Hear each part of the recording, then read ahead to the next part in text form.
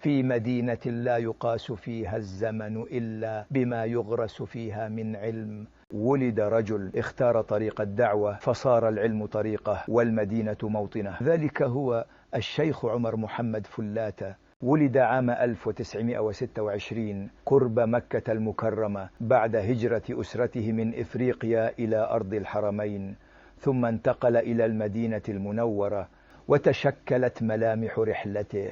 بدأ بحفظ القرآن صغيرا ثم التحق بمدارس العلم حتى بلغ دار الحديث، حيث تشرب علوم السنة وتتلمذ على كبار المحدثين. لم يكن طالبا عاديا، فقد أذن له بالتدريس مبكرا، ثم جلس في المسجد النبوي يعلم الناس ويبني جيلا كاملا من طلاب العلم.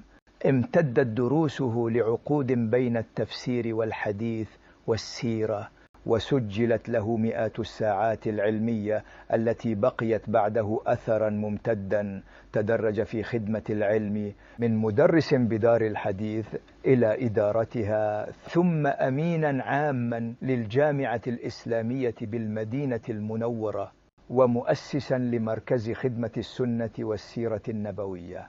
لم تكن دعوته محلية، بل جاب بها العالم من مصر إلى الشام إلى آسيا، يحمل رسالة واحدة: الدعوة إلى الله بالحكمة. ولم يكن علمه دروسا فقط، بل ترك آثارا مكتوبة، منها لمحات عن المدينة النبوية، تأملات في العمرة وآداب الزيارة، وجوانب من تاريخ المدينة. علم جمع بين الرواية والتجربة. كان هادئا حليما واسع الصدر، يدعو بالحكمة ويجذب القلوب قبل العقول.